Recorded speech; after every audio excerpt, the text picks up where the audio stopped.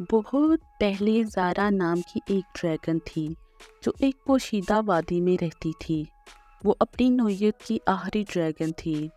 جیسا کہ دوسرے ڈریگنوں کو لالچی انسانوں نے شکار کر لیا تھا، وہ تنہا اور اداس تھی، لیکن وہ انسانوں اور ان کے ہتھیاروں سے بھی ڈرتی تھی۔ ایک دن اس نے اپنے غار کے باہر ایک اونچی آواز سنی۔ اس نے باہر جھانک کر دیکھا کہ انسانوں کا ایک گروہ گھوڑوں پر سوار ہے اور نیزے اٹھائے ہوئے ہیں۔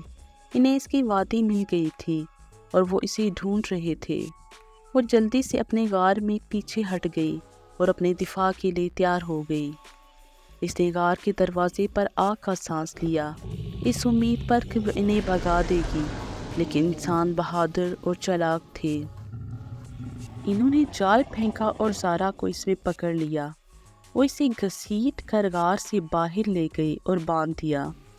انہوں نے خوشی منائی اور جشن منایا کیونکہ انہوں نے دنیا کے آخری ڈریگن کو پکڑ لیا تھا۔ وہ زارا کو ایک قریبی شہر لے گئے۔ انہوں نے اسے سب سے زیادہ بولی لگانے والے کو بیچنے کا منصوبہ بنایا، یا شاید اسے مار کر اس کی کھال اور ہڈیاں قیمتی داموں بیچ دیں گے۔ زارا کو مایوسی ہوئی، وہ شدید غصے میں تھی۔ اس کی خواہش تھی کہ کاش اسے موقع ملے اور وہ بھاگ کر اڑ جائے۔ لیکن جب وہ سفر کر رہے تھے تو کچھ غیر متوقع ہوا۔ ایک نوجوان لڑکا جو زارا کے ساتھ سفر کر رہا تھا، اس نے حیرت اور شفقت سے ڈریگن کو دیکھا۔ اس نے دیکھا کہ وہ کوئی بلا نہیں بلکہ ایک جاندار ہے جو خوفزدہ اور زخمی تھی۔ اسے اس پر بہت افسوس ہوا۔ وہ اس کی مدد کرنا چاہتا تھا۔ اس نے اس سے سرگوشی کی، فکر مت کرو، میں انہیں تمہیں تکلیف نہیں دینے دوں گا۔ میں تمہیں آزاد کرنے کا راستہ تلاش کروں گا۔ تم اکیلی نہیں ہو، میں تمہارا دوست ہوں۔ زارا لڑکے کی باتوں سے حیران ہوئی اور لڑکے کے الفاظ اس کے دل کو چھو گئے۔ اس نے پہلے کبھی کسی انسان کو اس سے نرمی سے بات کرتے نہیں سنا تھا۔ اسے امید کی ایک لہر محسوس ہوئی۔ اس نے کہا، شکریہ چھوٹے لڑکے، تم بہت بہادر اور مہربان ہو، اور تم آج سے میرے دوست بھی ہو۔ لڑکے نے مسکراتے ہوئے سر ہلایا۔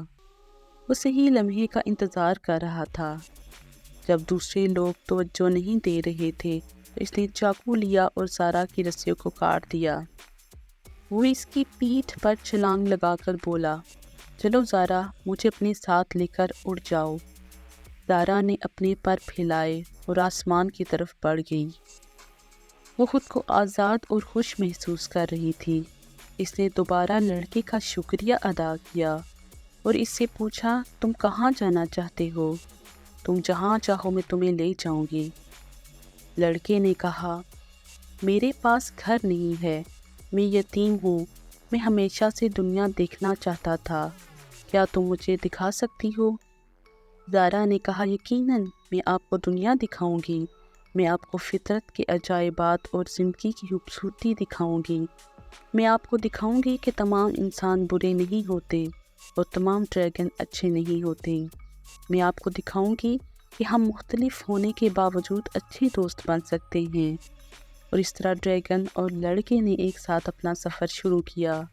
بہت سی جگہیں دیکھیں، انہوں نے ایک دوسرے سے بہت کچھ سیکھا اور بہترین دوست بن گئے۔ انہوں نے دوبارہ کبھی تنہا یا اداس محسوس نہیں کیا۔